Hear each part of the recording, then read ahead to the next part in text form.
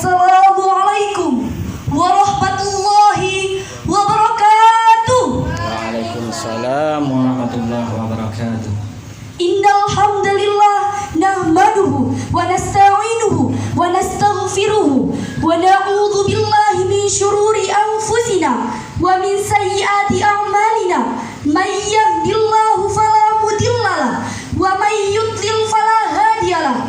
Asyhadu an la ilaha illallah wa asyhadu anna Muhammadan abduhu wa rasuluh. Wassalatu wassalamu ala sayyidina wa syafi'ina Muhammad wa ala alihi wa mawala ila yaumil qiyamah. A'udzu billahi minasy syaithanir rajim. Bismillahirrahmanirrahim. Innallaha wa malaikatahu yusholluna 'alan nabi. Ya ayyuhalladzina amanu shallu 'alaihi wa sallimu taslima.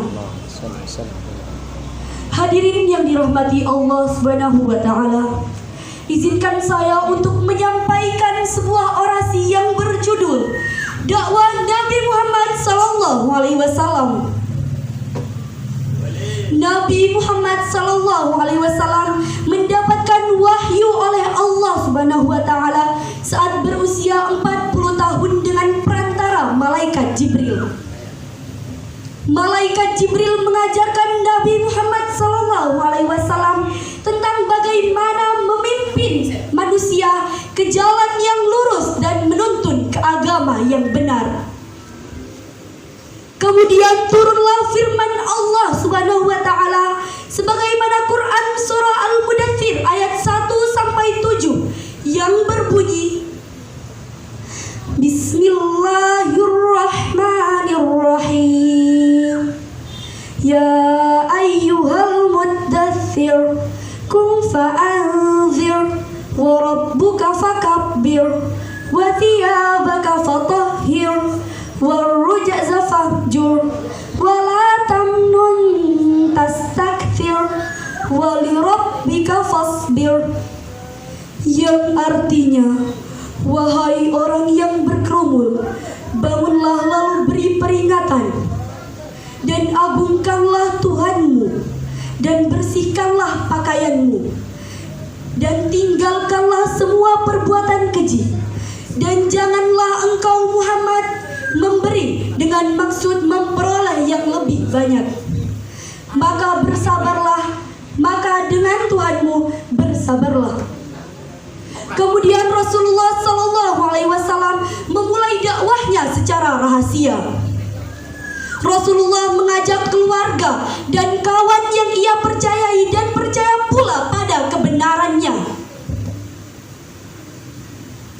Rasulullah mengajak untuk menyembah Allah semata-mata dan berbelas kasihan kepada sesama manusia.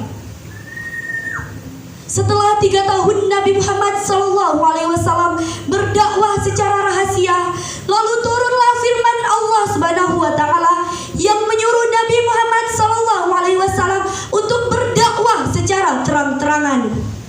Sebagaimana Quran surah Al-Hijr ayat 94 yang berbunyi, Bismillahirrahmanirrahim. Fasda' bima tu'mar wa a'rid 'anil musyrikin. Yang artinya, maka terangkanlah apa yang diperintahkan dan berpalinglah dari orang-orang musyrik. Kemudian Rasulullah sallallahu alaihi wasallam berdakwah secara terang-terangan. Pertama kali di Bukit Syafa, dan pada saat itu beliau menjelaskan tentang azab akhirat. Kaum Quraisy yang mendengar dakwah Nabi Muhammad SAW tidak terima dan malah mencemooh Nabi.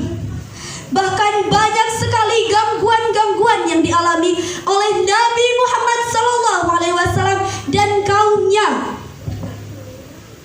Karena kerasnya gangguan-gangguan yang dialami oleh Nabi Muhammad beserta kaumnya, maka Rasulullah SAW memerintahkan untuk hijrah ke Madinah.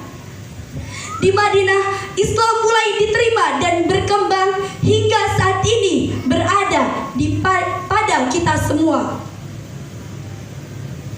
Jadi, marilah kita menjadi orang yang gemar berdakwah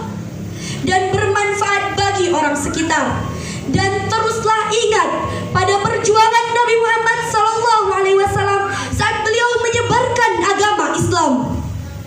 Bagaimana gangguan-gangguan yang beliau hadapi dan sikap sabar beliau dalam menghadapinya. Di Tangerang ada Cipondoh, di Kalimantan ada Balikpapan. Bolehlah mengidolakan banyak tokoh, tapi cukuplah Nabi Muhammad SAW sebagai panutan. Demikian orasi yang dapat